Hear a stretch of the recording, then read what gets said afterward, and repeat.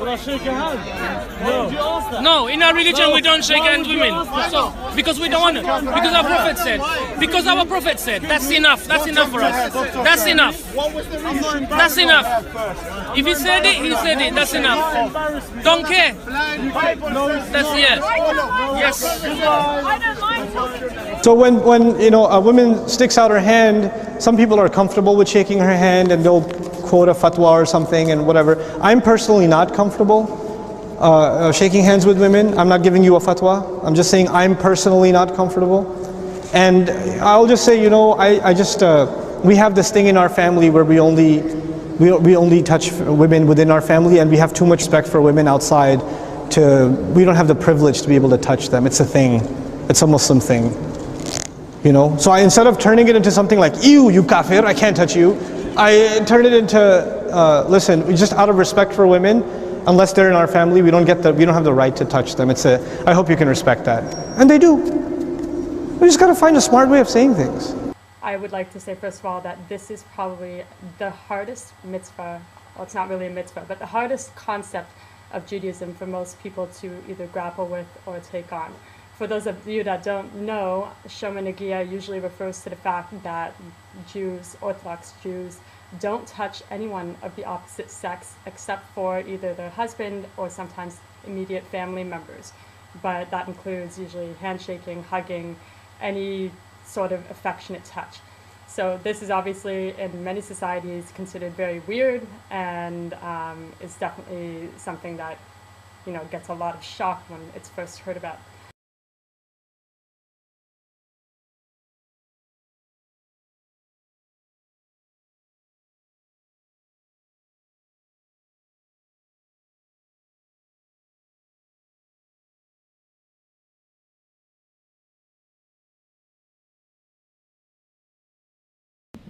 One of the things a lot of women in this culture, if a man doesn't shake the hand, they immediately assume, I'm unclean, the woman. Whereas a Muslim woman can't shake a male's hand. It's, you know, it's the same way, but the interpretation is always seen from that perspective. And this is part of the problem in our behavior as Muslims and in our articulation of our teaching, right? Is that there are gross misconceptions, not only outside of the Islamic community, but inside the Islamic community as well. And that's where a lot of the source of the problem is, that there is jahiliyyah.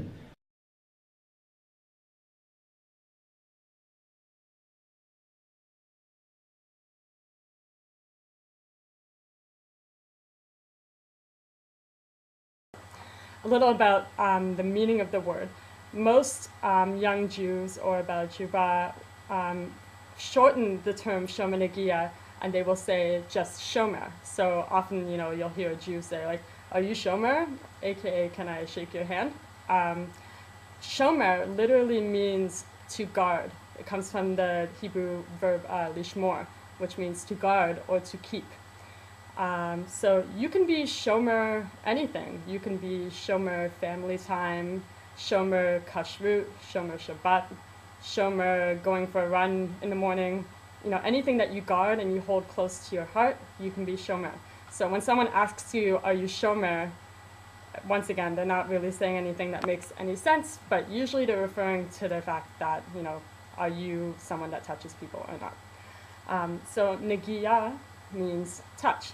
So to be Shomer Negia doesn't mean that you don't touch anyone. It means that you guard your touch. It means that your touch is precious to you. So the goal of this aspect of Judaism is to, obviously it's to block any unwanted contact between men and women, but it's also to help us elevate the idea of touch. You know, many people will say, like, oh, it's just a hug, oh, it's just a handshake, what's the big deal? And you know what? In the end, you could say, oh, it's just sex. Oh, it's just family. Oh, it's just this, you know, anything. If you want it to be meaningless, if you want something to be meaningless, you can make it meaningless. So, yes, it's just a hug, or yes, it's just a handshake, if you choose to make it just a handshake. So the idea is that eventually Shomer Negia, the idea of taking on this aspect of Judaism, will make it so that the people that you do touch, aka your husband, the person that you do touch, is going to be so much more intense because he's the only person that you touch. That's so amazing. Like, this is the only person whose hand you hold. That makes hand holding at a whole different world, a whole different level. So really, it is a very, very amazing thing once you're doing it right. So I would like to add that this advice that I'm giving right now is, I would say, for women only. Men have a very different relationship with touch, and their bodies have different reactions with touch. So what I'm advising now is not necessarily for men to take on. So, ladies, if you are thinking of taking on Shomer Negia and it is making you feel dreadful and you're dreading it and you don't know what to do about this because you know this is a part of Judaism and you want to try it out, I would suggest a step that I took and really, really helped me in the beginning. Take some time to realize that everything you do, every action, every word, everything you do in this world is a means of communication. Even every thought, you are communicating something to yourself. So we all know how our thoughts can change our reality. So I would like you to start viewing touch as a means of communication, and deep communication. Realize that every time you shake someone's hand, you're not just shaking their hand, you're communicating something. You're communicating warmth and connection and a whole bunch of stuff, whatever you want to communicate.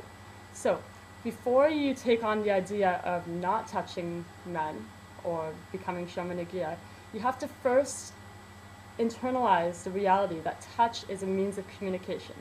So I would suggest that every time you touch someone, every time you hug someone, even your girlfriends, even your cat, even your anything, you know, take the time to realize that I am communicating something with my touch. And do this for a couple of weeks.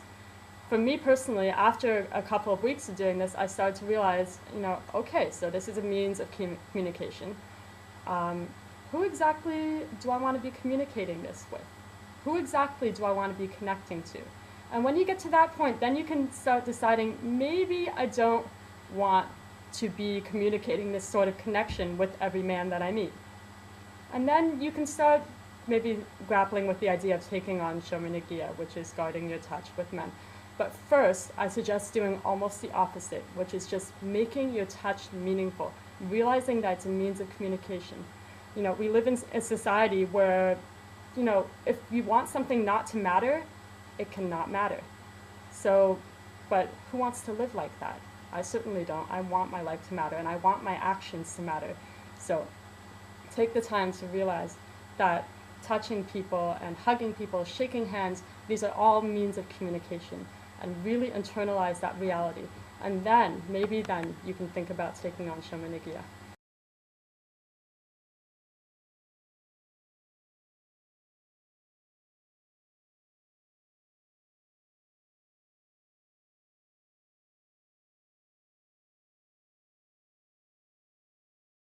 You know, I was teaching in Europe last year, and a bunch of girls came into the auditorium and kind of European techno punk type stuff, and pretty wild.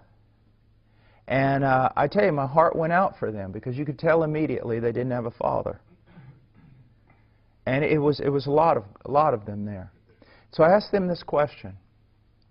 I said, girls, how many of you have seen BBC's version of Pride and Prejudice, or even Pride and Prejudice with Keira Knightley? And most of them raised their hand. And I said, after you saw the movie, or while you were viewing the movie, did it just make you feel sad, in a way? A melancholy, maybe, that you couldn't understand? Most of them said yes. And I said, let me suggest to you what was the reason for the melancholy. Is that you live in a culture that has killed beauty. It's killed dignity. It's killed innocence. It's killed manners and courtesy and chivalry and absolutely everything. And here you watch this movie where women dress a certain way, they're refined in a certain way, They don't participate in the brutish things of men. They're concealed. They're, again, innocent. It's like this. I say, young girls, can you imagine a movie where a girl is sitting there and all of a sudden a guy reaches for a book, and while he reaches for the book, she reaches for the book, and he happens just to touch her hand lightly while he's reaching for the book, and it literally takes her breath away. See, we can't experience that anymore, can we?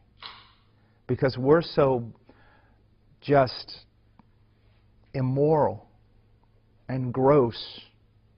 The touching of a hand can't cause your heart to beat faster. It can't take your breath away because of the culture in which you live, the death of beauty.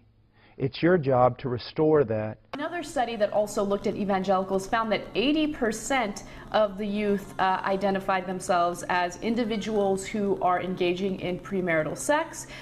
And that's 80% of evangelicals when you consider everybody. And that's 80% of evangelicals admitting it.